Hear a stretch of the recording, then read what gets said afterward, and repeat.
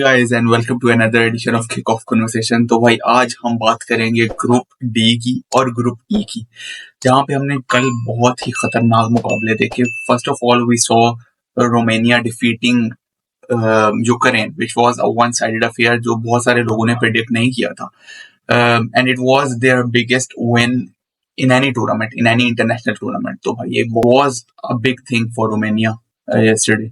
और जैसे ही उन्होंने कल डिफेंडिंग की, ड्रैगोजिन एब्सोल्युटली वर्ल्ड क्लास भाई, जबरदस्त। उसके बाद भाई हमने एक अदद अपसेट देखा वेयर स्लोवेकिया डिफीटेड बेल्जियम 1-0। और भाई ये एक ऐसा मैच है जो कि इस ग्रुप का बिल्कुल पासा पलट देगा, who will qualify for the next round. Then we saw Austria versus France, which was not as one-sided as we could have predicted on paper. तो वन बाय वन हम सारे मैचेस का थोड़ा बहुत रिव्यू करेंगे। तो भाई पहले आ जाते हैं रोमानिया वर्सेस यूक्रेन पे। 3-0 victory for Romania and it is their biggest international victory in so many years. और भाई ड्रैगोजिन, the new signing for Tottenham Hotspur, he made 10 clearances और by 31 clearances in total, which actually tells you how much better they defended. तो भाई उनके लिए तो pathway बिल्कुल open है इस ग्रुप का, and they could be qualifying for the next round after this big victory. उसके बाद भाई biggest result of the day was Slovakia defeating Belgium. और मैं तो ये कहूंगा कि भाई Romelu Lukaku defeated no Belgium, क्योंकि भाई यहाँ पे उससे ना चांसेस कन्वर्ट होते हैं, जो कन्वर्ट होते हैं वो ऑफसाइड होते हैं, या वो कहीं रास्ते में कोई फाउल हुआ होता है वहां उसका गोल हो जाता है। तो things not looking good for Belgium after this defeat, because they have no 47 shots on goal in the last two tournaments, Euros and World Cup, और भाई उन्होंने गोल स्कोर ही नहीं किया इन 47 शॉट्स में। रोमेलो लुकाकू हैज मिस्ड 11 उसके पास जो है वो clear cut goal scoring chances आए हैं लास्ट 2 मैचेस में, जो कि उसने एक भी नहीं दिया। तो जब आप अपने चांसेस नहीं लेंगे, कन्वर्जन रेट आपका पुअर होगा, तो भाई आप जितने मर्जी बड़े गोल स्कोरर बन जाएं, बड़े मैचेस काउंट करते हैं भाई, ऐसे मैचेस काउंट करते हैं जहां आपकी कंट्री को आपकी जरूरत होती है। एंड और पेपर देखा जाए तो भाई Belgium were a strong contender to win that match. They had quality up front भाई, Kevin De Bruyne, Jeremy Doku, Premier League winners, अभी प्रीमियर लीग जीत के आ रहे हैं। Romelu Lukaku scored so many goals for Belgium, लेकिन जब जहां जरूरत थी भाई वहां उनको नहीं मिला। Trossard so poor. Overall Belgium they tried their best, but भाई स्लोवेकियन डिफेंस की मैं यहाँ पे बात करना चाहूंगा, वो वर रॉक सॉलिड एब्सोल्युटली। मैंने ऐसे लग रहा था वो एफसी पोर्टो आ गई है मोरिनियो वाले एरा की, 2005 की, because they were putting their bodies on the line, literally putting their bodies on the line. और गोल लाइन क्लियरेंसेस हुई, उसके कीपर डुब्रावका की बहुत अच्छी कुछ सेव्स थी। बाकी भाई रोमेलो लुकाकू ने पूरा अपना जो है रोल अदा किया बेल्जियम की डिफीट में। यहाँ से बेल्जियम का आगे जाना अब बहुत बहुत बहुत मुश्किल हो गया, बिकॉज भाई उन इस ग्रुप में आगे Belgium, Slovakia, Romania, Ukraine. Romania अपना मैच जीत गई है 3-0। सो भाई बहुत मुश्किल होने वाला है बेल्जियम के लिए इस ग्रुप से आगे जाना।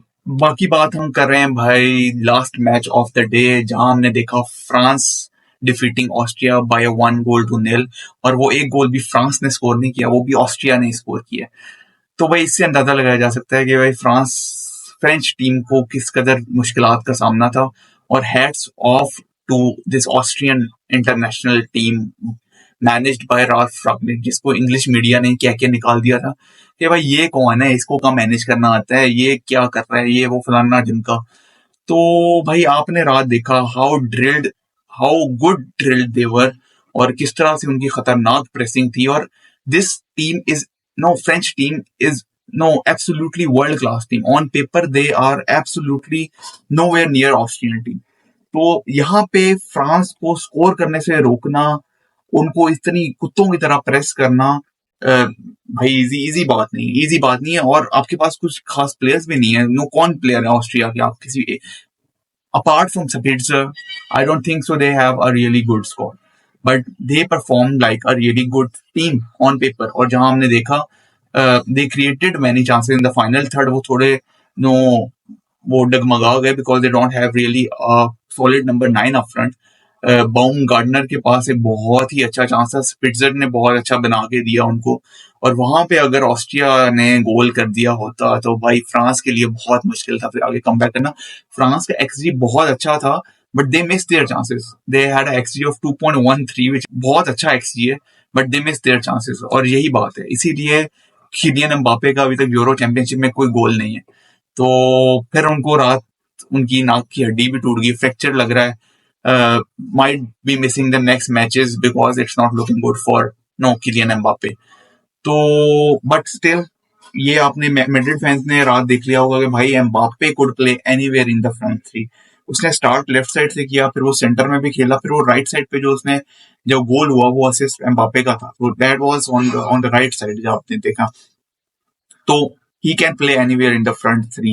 एंड भाई ओवरऑल थियो हर्नांडेज की गेम बहुत अच्छी मुझे लगी कल, he was absolutely world class from France.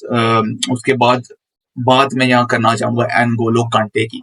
शुरू में कहाँ से करूं?